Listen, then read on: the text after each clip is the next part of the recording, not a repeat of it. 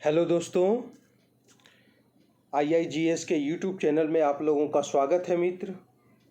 जैसा कि आप लोग जान रहे हैं कि आज 10 तारीख है और आज के दिन अभी यूपीएससी का पेपर का एग्ज़ाम हुआ है। यूपीएससी 2021 का एग्ज़ाम अभी हुआ, आज हुआ है। तो IIGS के बहुत सारे स्टूडेंट ने दिया था एग्ज़ाम, सभी लोगों का अच्छा गया है। तो देखिए, उन लोगों ने पेपर 1 का क्वेश्चन भेजा है हमें, और हमारा ये इंस्टीट्यूट का नाम है IIGS। अब पेपर 1 का क्वेश्चन, जिसमें आपका GS पूछा जाता है, 100 नंबर का 100 क्वेश्चन होते हैं GS के, और ये 100 क्वेश्चन जो हैं वो 200 नंबर के होते हैं। ठीक है, हर एक क्वेश्चन आपको 2 नंबर का रहता है। अब देखें, इस GS के पेपर में जब आप देखिएगा तो हमेशा मैं स्टूडेंटों को बोलते आया हूँ, हमेशा मैं बोल रहा था कि GS को मजबूत करने के लिए, GS के पेपर में क्वालिफाई होने के लिए कम से कम आपको 4 सब्जेक्ट पर कमांड करना पड़ेगा। ज़्यादा से ज़्यादा 5 सब्जेक्ट पर आप कमांड करके चलिए, है ना, आप GS के पेपर को क्रैक कर पाएंगे। अब देखिए, इस साल का जब आप पूरा का पूरा पेपर एनालिसिस कीजिएगा, हमारे पास तो सेट बी का ये है, और सेट बी में आप देख रहे होंगे कि इसमें हिस्ट्री का जो क्वेश्चन है वो सबसे ज़्यादा इस बार पूछा है, हिस्ट्री का क्वेश्चन।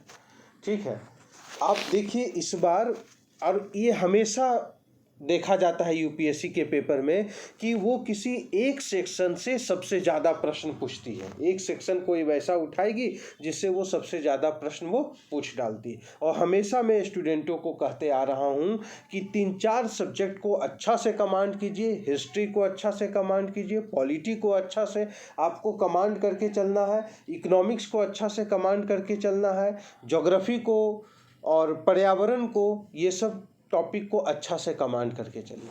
3 सब्जेक्ट तो मान के चलिए कि 3 सब्जेक्ट आपको कमांड करके ही जाना था, है ना। कोई भी 3 सब्जेक्ट को आप अच्छा से कमांड कर लेते, खासकर हिस्ट्री। आप देखिए, हमेशा 2019 के पेपर को देखें, 20 के पेपर को देखें, 21 के पेपर को देखें, 18 के पेपर को देखें, तो हिस्ट्री से कुछ ज़्यादा ही प्रश्न रहा है, कला संस्कृति से कुछ ज़्यादा ही प्रश्न रहा। और इस बार भी मैं आपको बता रहा हूँ कि हिस्ट्री के 22 प्रश्न इस बार हैं। आप देखिए, ये सभी पेपर जो हैं, क्वेश्चन जो हैं, वो सभी आपको हिस्ट्री का दिखाई देंगे। 1935 का अधिनियम, 1909 का अधिनियम, मैंने ये सब बताया था 1935 1909 के अधिनियम के बारे में। यही देखिए, हम जो बताए हैं वही पूछा है, ये बात नहीं है। बात ये है कि उस टॉपिक से प्रश्न आया है। सबसे पहले टॉपिक को पकड़िए, है ना। प्रश्न तो हूबहू मिलेगा ही नहीं, किसी का नहीं मिलता है ना। जो लाखों रुपया खर्च करके इंस्टीट्यूट जाते हैं उनका भी हूबहू प्रश्न नहीं मिलता है। वो वहाँ के जो टीचर बोलते हैं, मैं भी जो बोल रहा हूँ हूबहू मिलेगा ही नहीं। लेकिन जो टॉपिक है उस टॉपिक पर अपना कमांड कीजिए।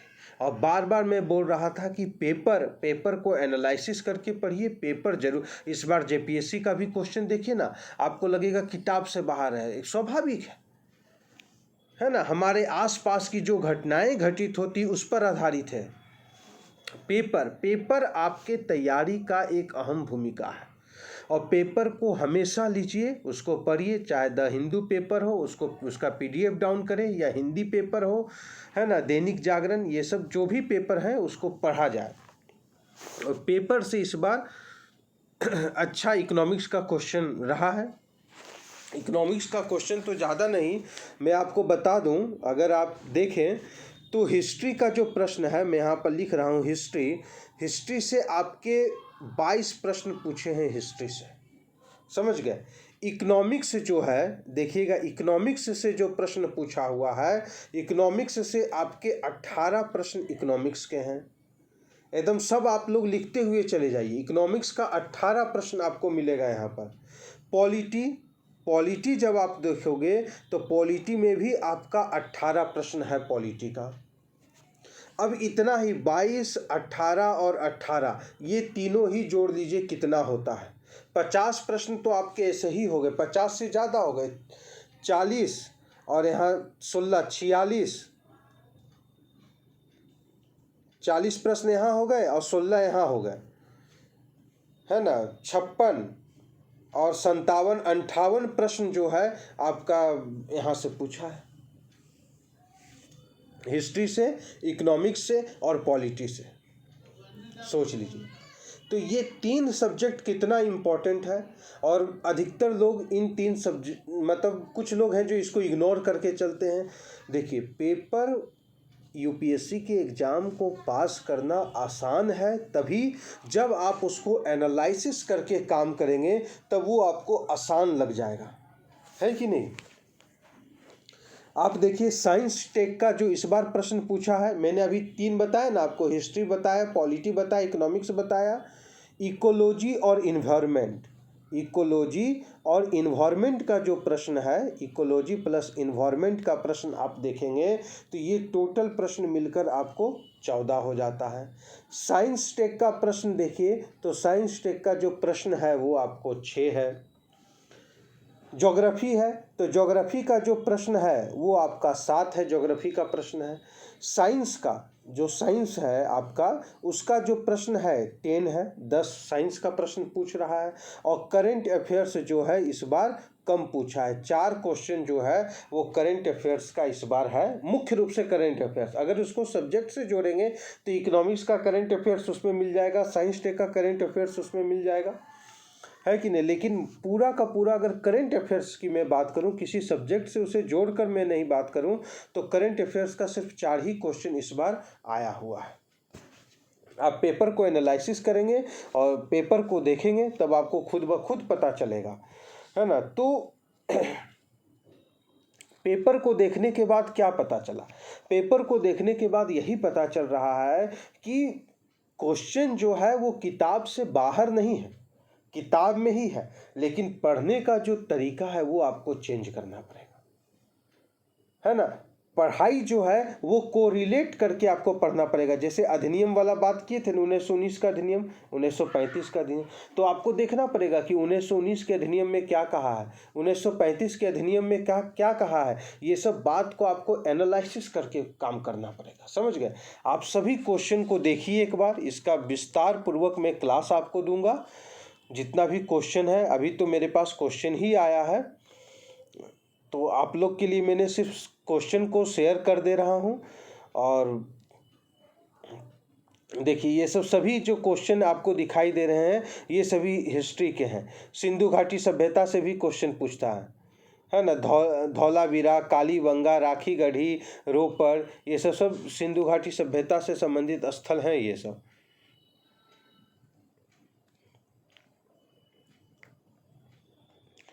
है ना। पुर्तगाली लोग हैं, ये सभी क्वेश्चन जो गुप्त वंश से भी प्रश्न है ना। मतलब हिस्ट्री का कला संस्कृति से इस बार जो क्वेश्चन है 4 क्वेश्चन है। तो कला संस्कृति और हिस्ट्री, तीनों हिस्ट्री, मॉडर्न है, मेडिएवल है और एंशिएंट है, अगर तीनों को जोड़ दें और कला संस्कृति को भी जोड़ दें तो 22 क्वेश्चन जो है इस बार इतिहास का पूछा। मतलब इस बार इतिहास का क्वेश्चन सबसे ज़्यादा पूछा, 22 क्वेश्चन, नहीं तो सब कम है। पॉलिटी भी 18 है, इकोनॉमिक्स भी 18 क्वेश्चन है। तो ये हमेशा रहा है यूपीएससी के एग्ज़ाम को जब आप देखोगे तो ये हमेशा रहेगा कि किसी वो एक सेक्शन से सबसे ज़्यादा प्रश्न पूछ देगा, है ना। अब ये आपको एनालिसिस करके चलना पड़ेगा कि किस सेक्शन से सबसे ज़्यादा प्रश्न पूछ रहा है।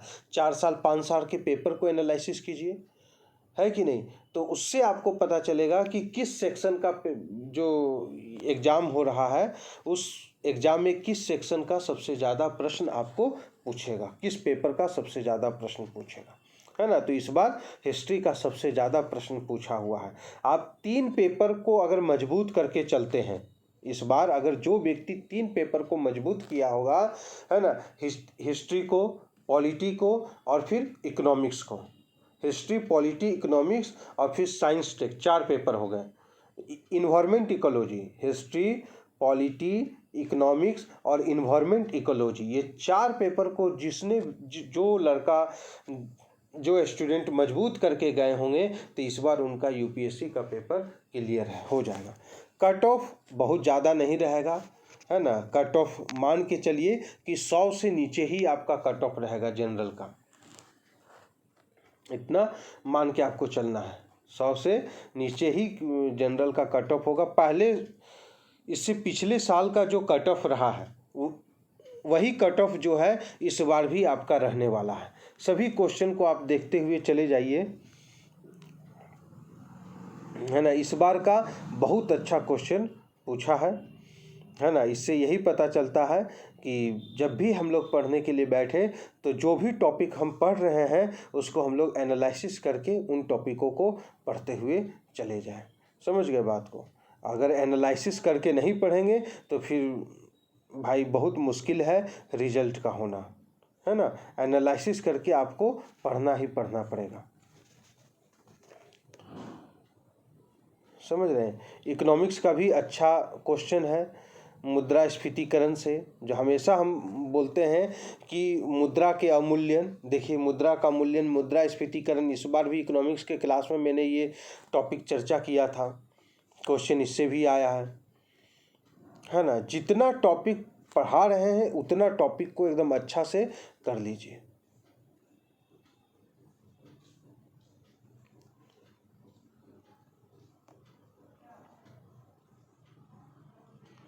देखते चले जाइए। सभी क्वेश्चन जो हैं वो ऐसा लगेगा कि ये सब जो क्वेश्चन हैं हम पढ़ चुके हैं। अब साइंस के कुछ क्वेश्चन हैं जो जरा सा कठिन लगता है, क्योंकि स्टूडेंट लोग साइंस पर ज़्यादा वर्क नहीं कर पाता है, इन्वायरमेंट इकोलॉजी पर ज़्यादा वर्क नहीं कर पाते हैं, है ना। तो उस सब पर भी आपको वर्क करने की आवश्यकता है। मतलब 4 पेपर 5 पेपर को आप कंप्लीट करके अच्छा से जाइए। हिस्ट्री हो गया, इन्वायरमेंट इकोलॉजी हो गया, पॉलिटी हो गया, इकोनॉमिक्स हो गया, है ना। साइंस का पेपर हो गया। ज्योग्राफी का 2 साल से ज़रा सा कम क्वेश्चन पूछ रहा है। ज्योग्राफी का कभी 7 है, कभी 10 है, इस तरह का ज्योग्राफी का क्वेश्चन पूछ रहा है। क्योंकि ज्योग्राफी के कुछ प्रश्न हैं जो पर्यावरण इकोलॉजी इन्वायरमेंट में भी आ जाते हैं, उसमें भी ऐड हो जाता है। तो अगर इन्वायरमेंट इकोलॉजी प्लस ज्योग्राफी को देखा जाए तो इन्वायरमेंट इकोलॉजी और ज्योग्राफी को देखेंगे तो 20 क्वेश्चन हो जाएगा इस बार 20 क्वेश्चन हो जाएगा अगर ये दोनों पेपर को देख के चलते हैं। तो हमने जो 5 का कंसेप्ट आपको बताया है ना, 5+1।